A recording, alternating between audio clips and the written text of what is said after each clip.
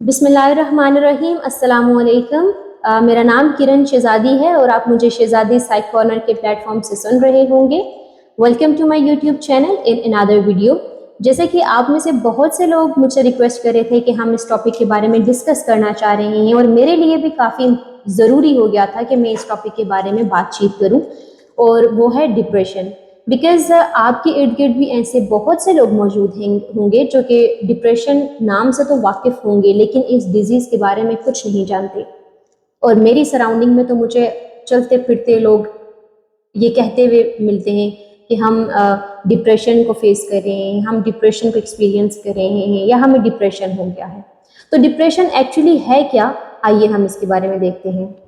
तो basically depression एक mental health disorder है जिसमें एक individual persistent feeling of sadness को एक्सपीरियंस करता है, लो मूड होता है, डिस्ट्रैक्शन होती है उसकी हर चीज़ में। ये तो कुछ जनरल सिम्टम्स हैं, लेकिन अगर हम मेजर सिम्टम्स की बात करें तो एक इंडिविजुअल के अंदर परसिस्टेंट सैडनेस होती है, लो मूड होता है, फटीग रहता है और उसमें लो एनर्जी होती है, कुछ भी काम करने की उसमें सकत नहीं होती। यानी उसके अंदर का इंसान एक्चुअली मर जाता है तो उसमें कोई काम करने की हिम्मत नहीं रहती है। इसके अलावा जो मेजर इसकी सिम्टम्स है उसमें स्लीप डिस्टर्बेंस हो सकती है, यानी कि हाइपरसोमनिया भी हो सकता है और इंसोमनिया भी हो सकता है। हाइपरसोमनिया का मतलब है कि बहुत एक्सेसिव नींद आ रही है, बहुत ज़्यादा नींद आ रही है। इंसोमनिया का मतलब है कि नींद में दुश्वारी हो रही है, नींद आ ही नहीं रही। और इसके अलावा वेट इशू भी हो सकता है, वेट गेन भी हो सकता है और वेट लॉस भी हो सकता है, क्योंकि डिप्रेशन में बहुत सारे इंडिविजुअल्स ऐसे हैं जो कि बहुत ज़्यादा खाना शुरू हो जाते हैं और बहुत ज़्यादा खाने की वजह से उनका वेट गेन हो सकता है। और कुछ इंडिविजुअल्स ऐसे होते हैं जो कि डिप्रेशन में खाना पीना बिल्कुल छोड़ लेते हैं और उसकी वजह से उनका वेट लॉस हो सकता है। इसके बाद जो इसका एक इम्पॉर्टेंट पॉइंट ये है कि किसी काम में उनको प्लेयर नहीं मिलता, जो भी वो काम करते हैं उससे उनको खुशी नहीं मिलती, मुसरत नहीं मिलती। और देन हमारे पास इसका लास्ट सिम्टम ये भी है कि उस इंडिविजुअल में जो सुसाइडल आइडिएशन आ सकती है। और सुसाइडल आइडिएशन और सुसाइडल अटेम्प्ट में फ़र्क है, दोनों हो सकती हैं, लेकिन उसकी उसकी अकरेंस की अगर हम बात करें तो क्या डिफरेंस है कि सुसाइडल आइडिएशन का मतलब है कि अगर सिम्टम्स बहुत ज़्यादा सीवियर नहीं है, ठीक है, अर्ली स्टेजेस में है डिप्रेशन, तो हो सकता है कि उस इंडिविजुअल को अपने आप से नफरत हो रही हो, अपना आप यूजफुल ना लग रहा हो और वो चाह रहा हो कि मेरा इस दुनिया में रहने का कोई मकसद नहीं है, कोई मुझसे प्यार नहीं करता, तो मुझे अपने आप को ख़त्म कर देना चाहिए या मुझे मर जाना चाहिए।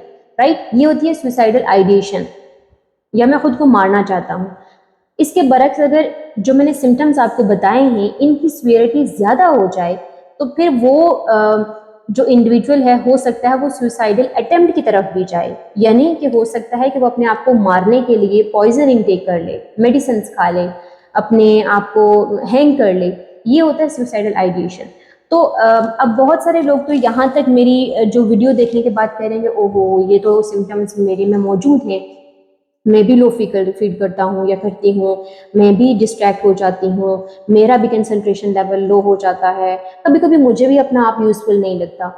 तो डियर ऑडियंस, ये बात यहाँ तक मुकम्मल नहीं हुई, ये मैंने जस्ट आपको सिम्टम्स बताए हैं। कीप वॉचिंग दिस वीडियो कि मैं आगे क्या बताने जा रही हूँ। जो चीज़ मैं आगे बताऊँगी तब आप कंफ्यूज हो जाएंगे कि अब हम अपने आप को इस कैटेगरी में फॉल करें या ना करें। राइट, बिकॉज जिस तरह के हमारे फिजिकल हेल्थ है, फिजिकल डिसऑर्डर्स हैं, उनको असेस कराने के लिए, डायग्नोज कराने के लिए हमारे डिफरेंट टेस्ट होते हैं। हर जो बॉडी पार्ट है उसका अलग टेस्ट होता है। सेम हमारी मेंटल हेल्थ से रिलेटेड भी है कि हम माहिर नफ्सियात भी किसी भी डिसऑर्डर को डायग्नोज करने से पहले उसकी प्रॉपर टेस्टिंग करते हैं। एक हमारी बुक होती है DSM, और उस DSM के अकॉर्डिंग प्रॉपर इसका क्राइटेरिया है और उस क्राइटेरिया को देखते हुए हम डायग्नोज करते हैं। तो खुदारा इन सिम्टम्स को देखते हुए अपने आप को लेबल ना करें। इस लेबल करने की वजह से ना सिर्फ आपकी सेल्फ एस्टीम लो होगी बल्कि आपको अपना आप इंतहाई बुरा फील होना शुरू हो जाएगा, आपको अपने आप से इंतहाई नफरत होना शुरू हो जाएगी। तो अपने आप को लेबल होने से बचाएं। बहुत से लोग हमारे पास भी आते हैं और यकीन माने कि इतनी अजीब अजीब सिनेरियोज के साथ आते हैं कि प्लीज़ आप हमें हमारे ऊपर दो कि वो उस चीज़ को सफ़र नहीं कर रहे होते। ये सिर्फ डिप्रेशन तक महदूद नहीं है।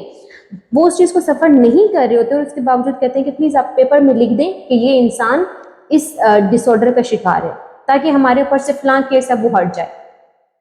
लाइक रियली हम तो स्टक हो जाते हैं कि क्या हमारा माहिर नफ्सियात होना वबाले जान है, या इस फील्ड में आना हमारी कोई बहुत बड़ी गलती है। तो खुदारा ऐसे कामों से खुद भी बचें और दूसरों को भी बचाएं। और आपके इर्द गिर्द अगर ऐसा सिनेरियो किसी के साथ है तो प्लीज़ उनको गाइडलाइन दें कि ये लेबल करना फिल वक्ती उस केस से आपको बाहर निकाल सकता है, लेकिन आपकी ज़िंदगी का सवाल है, आपके करियर का सवाल है, आप उसमें तबाह हो जाएंगे। खैर वो एक अलग टॉपिक है। आइए वापस चलते हैं हम इसके अगले स्टेप की तरफ। अगला स्टेप ये था कि इन सिम्टम्स के साथ ही सिर्फ आपने अपने आप को लेबल करके डायग्नोज नहीं कर लेना कि मैं डिप्रेशन में हूँ, बल्कि इसका आपने प्रॉपर नेक्स्ट क्राइटेरिया भी मैच करना है।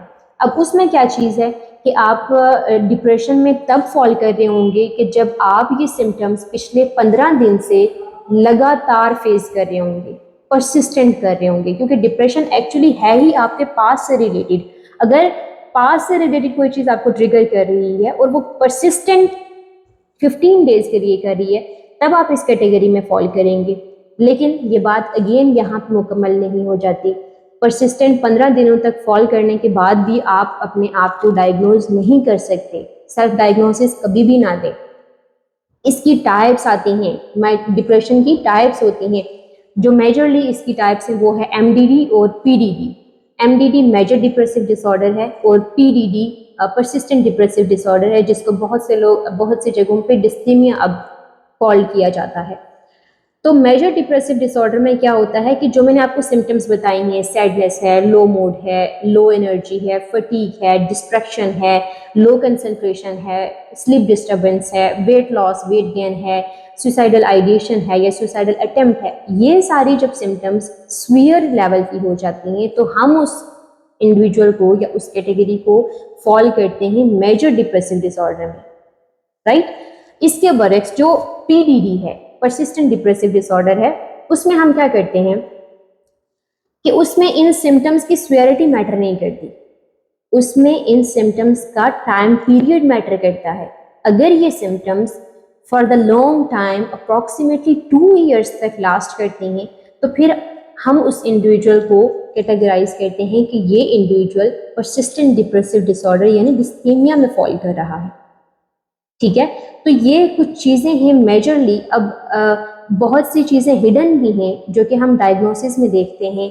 आप अपना सेल्फ डायग्नोसिस इन सिम्टम्स को भी और इन क्राइटेरिया को देखते हुए सेल्फ डायग्नोसिस ना दें और खुद को लेबल भी ना करें। अब हम बात करते हैं कि कौन से फैक्टर्स हैं कि जो कि डिप्रेशन कॉज करते हैं, राइट। अब वो फैक्टर्स हमारे बायोलॉजिकल फैक्टर्स भी हो सकते हैं, जिस तरह के हमारे ब्रेन केमिकल्स हैं, न्यूरोट्रांसमीटर्स हैं, अगर इनमें इम्बैलेंस आ जाए तो भी डिप्रेशन कॉज हो सकता है। इसके अलावा जेनेटिक फैक्टर्स भी हो सकते हैं। जेनेटिक फैक्टर से मुराद ये है कि अगर आपकी पेरेंट्स में से किसी को है डिप्रेशन या रहा है तो चांसेस हैं कि आपकी नेक्स्ट जनरेशन में भी डिप्रेशन कॉज हो सकता है। इसके अलावा इन्वायरमेंटल फैक्टर्स हैं जो कि बहुत इंपॉर्टेंट है और आज के इरा में हाईली कॉमन है, because most of the cases जो हमें देखने को मिलते हैं डिप्रेशन के वो स्टूडेंट्स होते हैं। तो क्या स्टूडेंट्स जब एक कैटेगरी मेंशन हो जाती है कि स्टूडेंट्स इस कैटेगरी में ज़्यादा फॉल कर रहे हैं तो फिर वो चीज़ आपके इन्वायरमेंटल फैक्टर्स यानी आपके पीयर ग्रुप्स के साथ इन्वॉल्व हो जाती है, आपके फ्रेंड्स के साथ यानी कि पीयर ग्रुप प्रेशर के साथ इन्वॉल्व हो जाती है। और मायूस कुन बात यह है कि मोस्ट कॉमन केसेस जो हैं वो इन्वायरमेंटल फैक्टर्स के साथ आते हैं। अच्छा, अब हम बात कर रहे हैं कि डिप्रेशन है तो सही, कहीं पे क्रॉनिक है तो कहीं पे अर्ली स्टेजेस में है, तो इसको ट्रीट करने के लिए क्या किया जाए। तो डिप्रेशन को ट्रीट करने के लिए मेजरली बीइंग साइकोलॉजिस्ट मैं रिकमेंड करूँगी, बहुत सारी साइकोथेरेपीज़ हैं जिनको यूज़ करते हुए हम डिप्रेशन को at least in the beginning stages हम ओवरकम कर सकते हैं, देन मैनेजेबल बना सकते हैं और एट द एंड हम उनको ट्रीटेबल भी बना सकते हैं।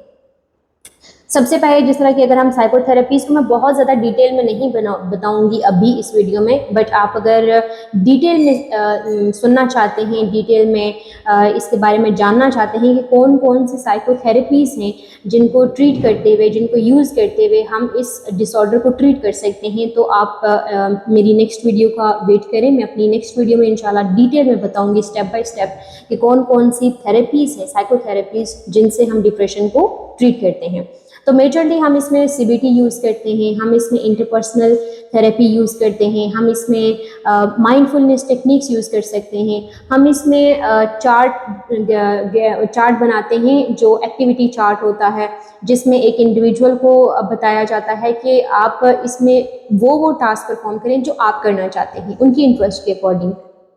ग्रेटिट्यूड जार का हम इस्तेमाल करते हैं, बिकॉज एक इंसान मायूस होता है ना, वो अपने पास्ट की वजह से मायूस होता है, तब वो इस फेज में जाता है। तो मायूसी तो कुफर है, हमने उसको उस टाइम पीरियड से, उस मोमेंट से निकालने के लिए हमने ग्रेटिट्यूड जार का इस्तेमाल करना है, जिसमें वो अपनी ब्लेसिंग्स को काउंट करेगा, जिसमें वो आइडेंटिफाई करेगा कि अल्लाह की तरफ से हमें कौन कौन सी नेमतें अता की गई हैं, ताकि वो इन चीज़ों का एहसास करते हुए अपने उस जो कम्प्लेक्स मोमेंट है उससे बाहर निकल आए। अदर देन दिस माइंडफुलनेस की बहुत सारी टेक्निक्स हैं जिनको हम यूज़ कर सकते हैं। ग्राउंडिंग यूज़ कर सकते हैं, जिसमें क्योंकि हमारा पर्पज़ क्या होता है इसमें, पेशेंट को माजी से निकाल के मौजूदा में लाना, और अगर वो फ्यूचर में चला जाएगा तो वो एंजाइटी की तरफ जाएगा, और एंजाइटी भी एक अलग से डिसऑर्डर है, हम उसके बारे में भी बात करेंगे। लेकिन यहाँ जो हम बात कर रहे हैं कि माजी जो कि डिप्रेशन को लीड करता है, उस माजी से निकल कर मौजूदा हालत में लाने के लिए क्या करना चाहिए, ग्राउंडिंग का इस्तेमाल करना चाहिए। और ग्राउंडिंग क्या है, ये एक माइंडफुलनेस की टेक्निक है और उसके काफ़ी डिफरेंट स्टेप्स हैं। बहुत ज़्यादा लंबी नहीं है, बट हम इसको डिटेल में एक्सप्लेन करेंगे, सो दैट अगर मेरी ऑडियंस में बैठा हुआ कोई इंसान ऐसा है जो कि डिप्रेशन में रियली फॉल कर रहा है, तो वो अगर फर्स्ट तो मैं प्रेफर करूँगी कि आप हेल्प सीक आउट करें, राइट। आप मेंटल हेल्थ प्रोफेशनल से अपनी हेल्प या सपोर्ट सीक आउट करें। बट इन अ केस बहुत से लोग हैं अपनी डेजिग्नेशंस की वजह से, अपने स्टेटस की वजह से नहीं इस चीज़ के बारे में बात करते, तो मैं उनके लिए यही कह सकती हूँ कि डू सीक सपोर्ट। लेकिन अगर नहीं कर सकते तो घर बैठे हुए आप उन टेक्निक्स को यूज़ करते हुए इस चीज़ को मैनेजेबल बना सकते हैं। और उसके अलावा जो है हम मेडिकेशंस के थ्रू इसको ट्रीट कर सकते हैं। लेकिन अगेन मैं बीइंग साइकोलॉजिस्ट आपको मेडिसिन यहाँ पे रिकमेंड तो नहीं करूँगी, बिकॉज इसके रीज़न क्या है, बहुत से लोग पता क्या करते हैं, मेडिसिन का सेल्फ यूज़ स्टार्ट कर लेते हैं। उनको लगता है कि मैं परेशान हूँ, मैं कंसंट्रेट नहीं कर पा रहा, मेरे अंदर सुसाइडल आइडिएशन है, तो मैंने फलां वीडियो में देखा था वो डिप्रेशन की ये एंटी डिप्रेसेंट्स बता रहे थे, तो मैं इनको यूज़ करता हूँ। तो वो बंदा नहीं जानता कि उसके अंदर डिप्रेशन एक्चुअली है भी या नहीं। अगर है तो वो इनिशियल स्टेजेस का है, क्रॉनिक है, स्वीयर कितना है उसको नहीं मालूम, तो उसको क्या मालूम कि वो जो मेडिसिन हैं वो उसके लिए इफेक्टिव हैं या नहीं है। तो इसलिए हम यहाँ पे एंटी डिप्रेसेंट्स आपको रिकमेंड नहीं करते, बट एंटी डिप्रेसेंट्स के थ्रू डिप्रेशन को ट्रीट ज़रूर किया जा सकता है। सो उसके लिए आप किसी साइकेट्रिस्ट को कंसल्ट करें, नियर बाय क्लिनिक को ज़रूर विजिट करें। अदर देन दिस, आप जो आपका स्लीप हाइजीन है आप उसको इम्प्रूव करें, जिससे आपकी क्या हो सकती है, डेली रूटीन इम्प्रूव हो सकती है। आपकी जो नींद का मसला है, चाहे वो इंसोम्निया में आ रहा था, चाहे वो हाइपरसोम्निया में आ रहा था, वो मैनेजेबल हो सकता है। सो अब बात कर लेते हैं मोस्ट कॉमन क्वेश्चन के बारे में कि क्या डिप्रेशन फेस करने वाला इंडिविजुअल रिकवर हो जाता है या नहीं। तो मैं आपको बताती चलूँ कि सिर्फ डिप्रेशन ही नहीं बल्कि तमाम मेंटल डिसऑर्डर्स अब मैनेजेबल बना दिए गए हैं, बिकॉज टेक्नोलॉजी ने इतना प्रोग्रेस कर लिया है कि अगर मुकम्मल ट्रीट नहीं कर सकते तो उनको मैनेजेबल ज़रूर बना सकते हैं। सो डिप्रेशन से भी इंडिविजुअल जो है वो रिकवर हो सकता है। और टेक्नोलॉजी ने अब तो साइकोथेरेपीज़ को भी और मेडिकेशंस को कहीं पीछे रख दिया है। अब एक न्यू इसकी टेक्नोलॉजी ने इन्वेंट किया है TMS, ट्रांसक्रेनियल मैग्नेटिक स्टिमुलेशन, जिसके थ्रू जितने भी सीवियर सिम्टम्स का या क्रोनिक डिसऑर्डर, डिप्रेशन भी होगा या डिसऑर्डर होंगे रिलेटेड एंजाइटी, OCD, डिप्रेशन, इनको ट्रीट किया जा सकता है। So at the end of this उम्मीद करती हूँ आपको ये वीडियो यूज़फुल लगी हो डिप्रेशन से रिलेटेड, और एटलीस्ट इस वीडियो को सुनने के बाद आप अपने आप को लेबल नहीं करेंगे, बिकॉज लेबल करने से आपकी जो पर्सनल अटेंशन है वो तो आपको मिल जाएगी। अगर किसी स्पेसिफिक केस से बाहर निकलना चाह रहे हैं आप उससे भी बाहर निकल जाएंगे, लेकिन जो आपके साथ एक स्टिग्मा अटैच हो जाएगा वो आपके करियर के लिए, आपकी फ्यूचर लाइफ के लिए यूज़फुल नहीं रहेगा।